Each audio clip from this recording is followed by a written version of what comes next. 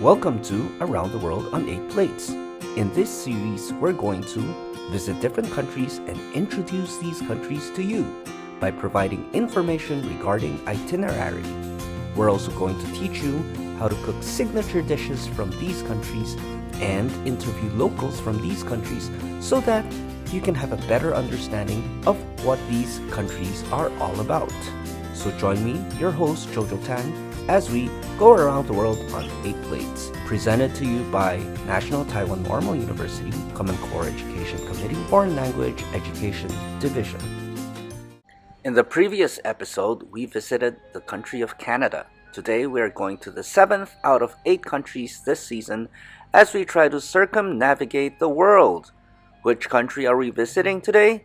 Get ready for the dad joke and punny monologue. So now it's time for the punny monologue. I am in the country, and how much did it take or how much did it cost for me to get here? It cost me an arm and a leg. An arm and a leg. Doesn't that sound like the name of the country? Well, if you still don't get it, I will reveal the country in 3, 2, 1. Let's say, Come to Armenia! what does Armenia have to offer?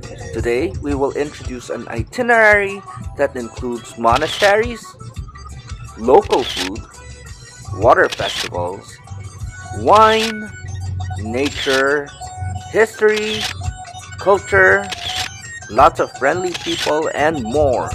We will cook a dish from there and interview someone who has lived there before. Our 6-day itinerary first takes us to Yerevan, the capital city of Armenia, and we spend 2 days there. On the 3rd day, we travel to Sevan and experience history and nature. Then, the 4th day takes us to the border with Turkey to see Korvirap and Norvank, 2 more monasteries with their own uniqueness. On the 5th day, we again experience nature and history as we pass by Gergrad, the Symphony of Stones, and finally to a pagan temple in Garni.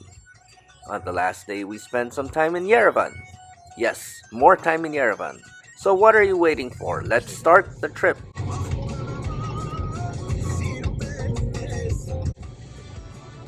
You have just landed in Yerevan, Armenia. Where do you go? What are the places to see? So, on the first day, don't go too far. Start your way by walking around in Yerevan, the capital of Armenia. Well, we start by traveling to Yerevan railway station. It's about 2.8 kilometers from the city center, so it's a perfect place to avoid tourists. You can visit local bakeries,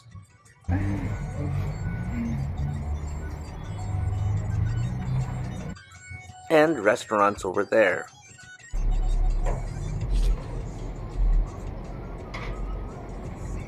In fact, next to the train station is a restaurant that serves khorovat, grilled meat on a stick wrapped in lavash, a famous flatbread in Armenia.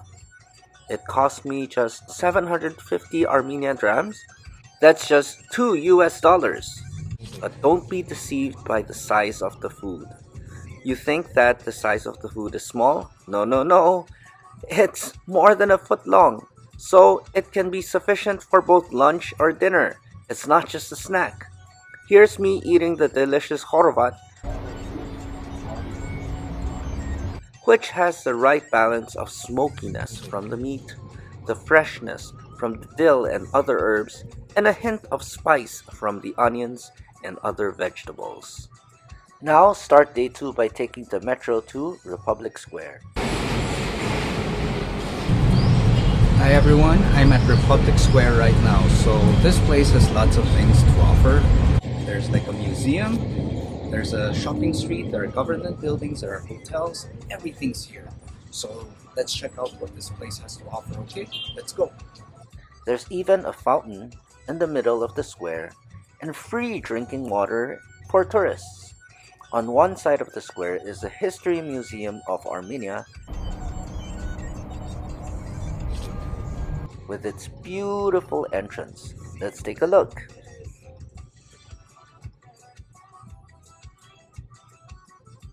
It's a place where you can learn about different kinds of artwork, relics, carpets, sculptures, ancient writings, information of the Armenian language, and other things. I do have one question though. Okay, I'm at the History Museum in Armenia right now. And I'm just wondering, how do you know that it's not just from your grandmother's house? After going to the museum, walk along Tashir Street to get to the Cascade Complex. The purpose of going there is to experience art. The building itself is a visual wonder and can be used as background for any PowerPoint slide. Inside is an art museum. Outside, you will have to gently climb some stairs to get to the top. However, if you're not a confident climber, there are escalators that can take you there as well. Okay, I finally reached the top of the Cascade Complex. I cheated a little bit. Now, what's this place all about? As you can see, When you get to the top, you can view the entire city of Yerevan, and on days when the lighting is okay, you can even see Mount Ararat's two peaks. Before going on, let's find out why the complex was built. What was the agenda when they held the meeting to build this building? okay, so why did they build the Cascade Complex? They built this because they wanted to commemorate the Soviet victory over Nazi Germany during World War II. After going to the Cascade Complex, you must be very hungry. Around the corner are many local restaurants.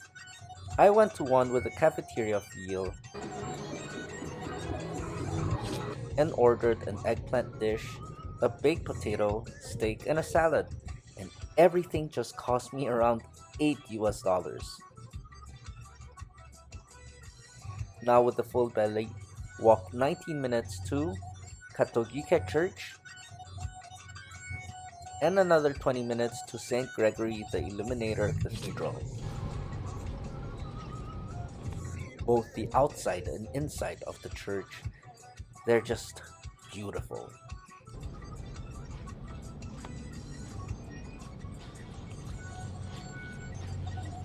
What's more, next to the church is the supermarket, where you can buy groceries and souvenirs. Before going on, you might ask, what would be the best time to travel to Armenia? The consensus or agreement is that July for Vardavar or the water festival is the best time.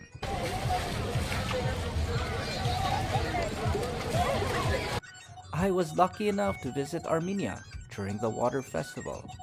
Be prepared to get wet, so make sure you pack your phones and cameras carefully, since the water may affect them and cause technological problems.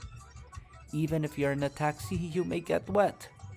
The best places to go for the water festival are Republic Square, where you can just enjoy the party vibe,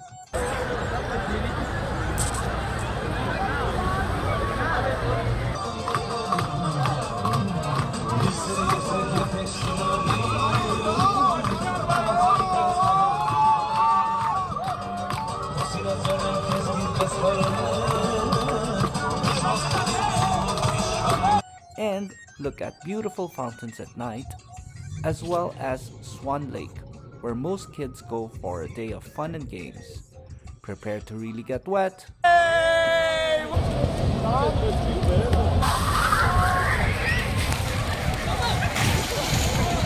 The festival is a good example of how play is important in the development of a child. Because play means the child can interact with people other than their parents. So how does it go? After the first birthday, children begin parallel play, in which they play alone but have an interest in what other children are doing. This is a sign that the child is ready for the next level of play. From 15 to 18 months old, toddlers engage in simple social play. Just imagine two children doing similar activities smiling, and talking to each other. At 24 months old, cooperative play begins. This is when play is more organized, has a theme, and each child has a role.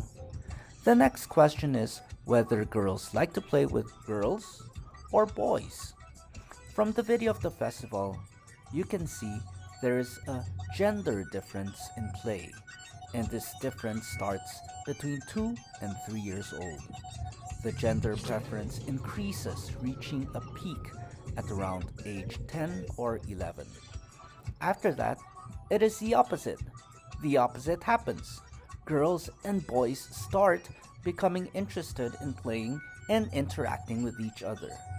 The gender difference is because play between girls is usually enabling or supportive, whereas play between boys is more constricting, or they play to find a winner.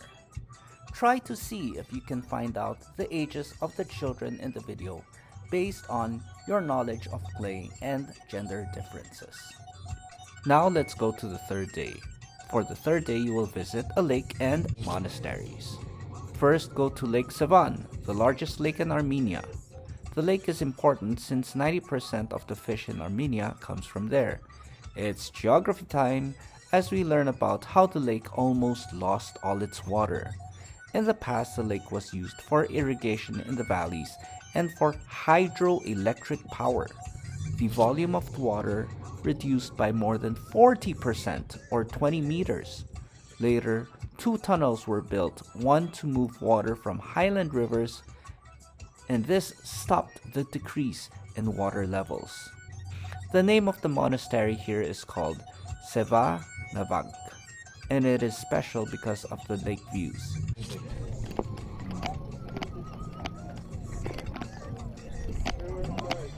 The right side of me is Lake Sevan. It's the largest lake in Armenia. And another interesting thing is on my left side, there's a monastery. And then there's actually another monastery on the other side. So there are 2 monasteries here. And it was built by a woman. But ironically, women are not allowed in monasteries. So that's why they built a smaller chapel.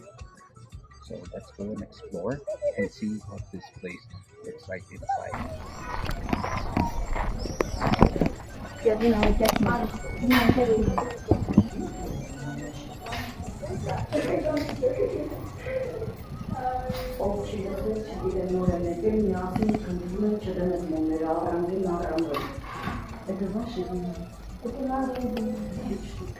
Next, make your way to the nearby Govashank Monastery.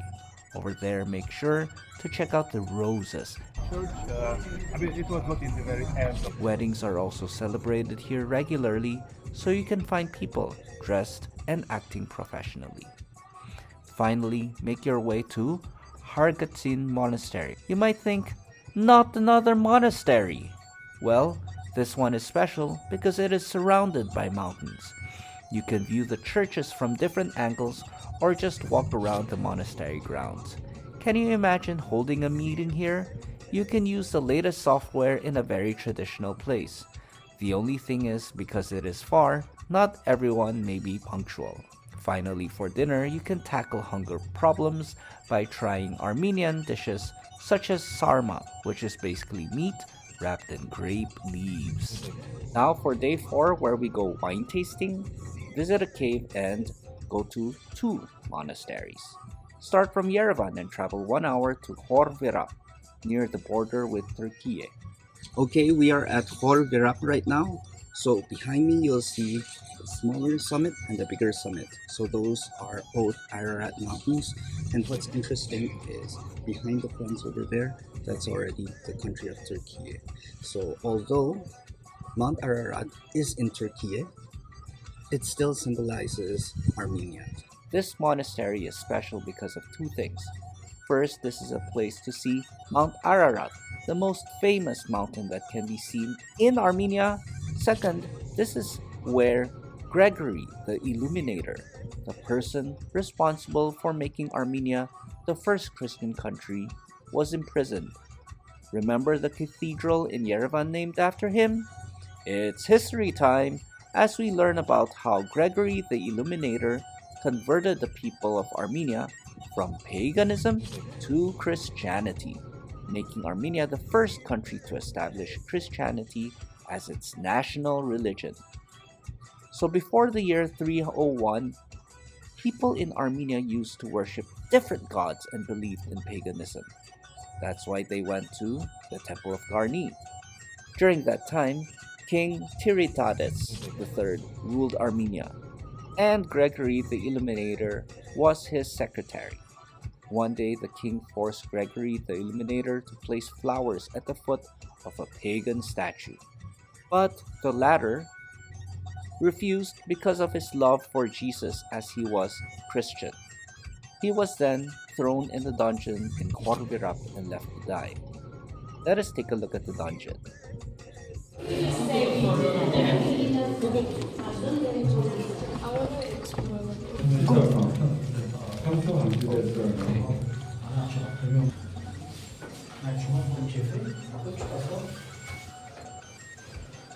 "13 years later, the king got sick and acted like an animal. The king's sister then had a dream that Gregory the Illuminator was the only one who could cure the king of his illness. The people then went to the dungeon and asked Gregory the Illuminator to cure the king, and he was able to do that.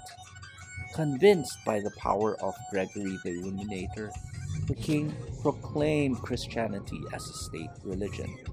Now back to the itinerary.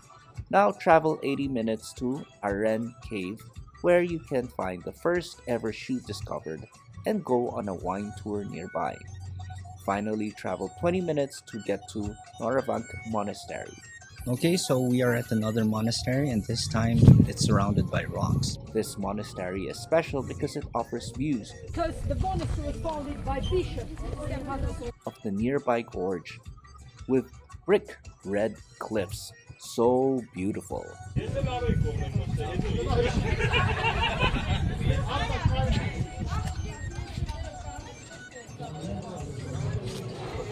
Now day 5. It's a good idea to visit the Temple of Garni, Gerhard Monastery, and the Symphony of Stones. First, the Temple of Garni is the most famous pre-Christian structure in Armenia. Before becoming a Christian country in the year 301, Armenia was ruled by a king and the people believed in paganism.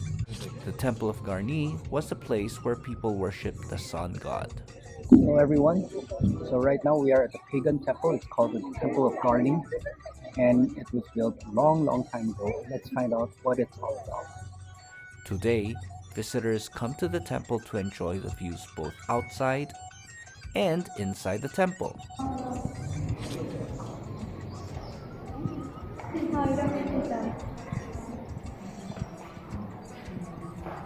Next to the temple is a bath complex, so you can see the influence of Greece in this place.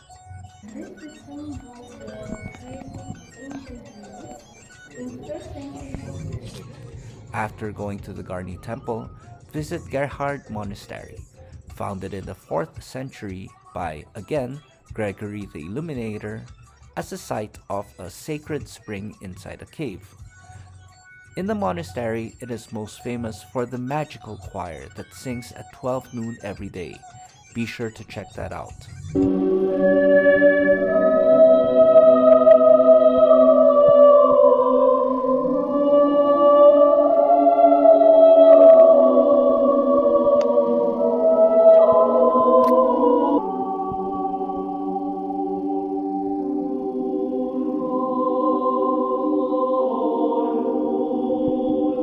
After the temple and the monastery, it is time for lunch in Garni, where they teach you how to make the local bread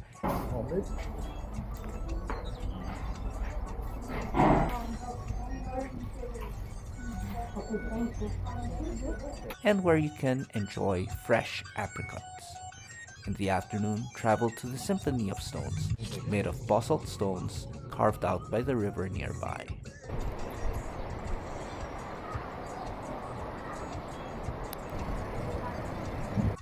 Finally, let's go to day 6. On the last day, visit the Genocide Museum of Armenia in Yerevan. From afar, you will see a tall structure. Don't go there first. Instead, turn right and enter the museum where you will see videos talking about what happened during the Armenian Genocide. There are also lots of photos with explanations so that you can better understand the history of this beautiful country with quite a violent past. After exiting the museum, walk toward the tall structure. It is actually a 44-meter stele that symbolizes the national rebirth of Armenians. 12 slabs are positioned in a circle representing the 12 provinces lost after the genocide. In the center lies the eternal flame, dedicated to the 1.5 million people killed during the Armenian genocide. In conclusion, Armenia is a beautiful country with lots of history and natural wonders. Its most famous mountain lies in another country. It is the first Christian country in the world. People have survived lots of fighting and a genocide. What else makes Armenia unique? Why not travel there and experience everything Armenia has to offer yourselves? In the meantime, check out the next section as we read more about this country in the form of a postcard. To learn more, read this country profile in the form of a postcard.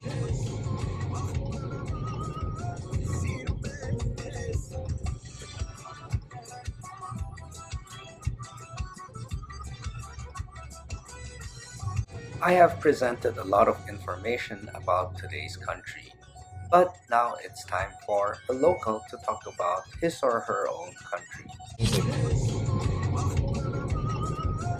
So let's welcome our special guest and learn more about this beautiful and wonderful country.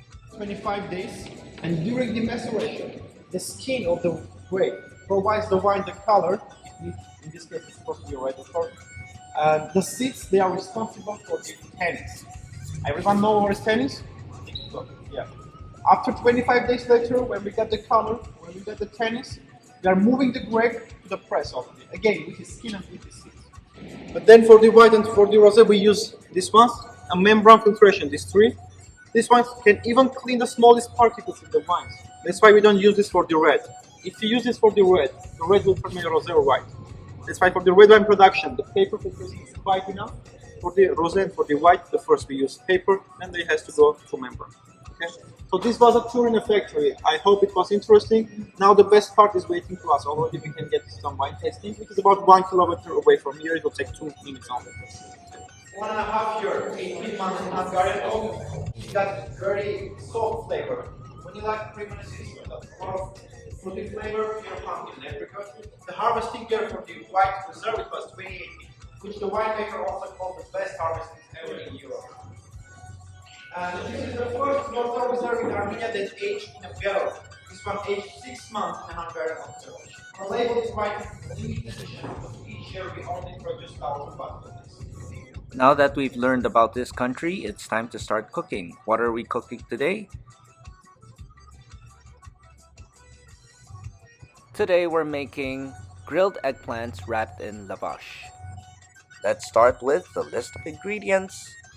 So for today's dish, you'll need some olive oil, some mint, some oregano, salt and pepper to taste, 6 cloves of chopped garlic, 5 eggplants, lavash bread, 2 cucumbers, yogurt, salt again, dill, and finally cottage cheese. Step 1, add salt to the sliced eggplants. Then mix together in a bowl some dill, mint, oregano, 3 cloves of chopped garlic, and salt. In another bowl, add the yogurt, 3 cloves of garlic, and the mint. After 10 minutes, use a paper towel to remove excess water. Marinate the eggplants for 10 minutes. Add oil in a hot pan and grill until brown on both sides. Add the yogurt mixture, eggplant, and cheese, and then put it in a lavash bread, and then roll it until you wrap everything in the lavash bread. And there you have it, the recipe for today, grilled eggplant in lavash bread. If you need more information or a written recipe, please continue watching. Now, in case you need it, here is a written recipe for today's signature dish.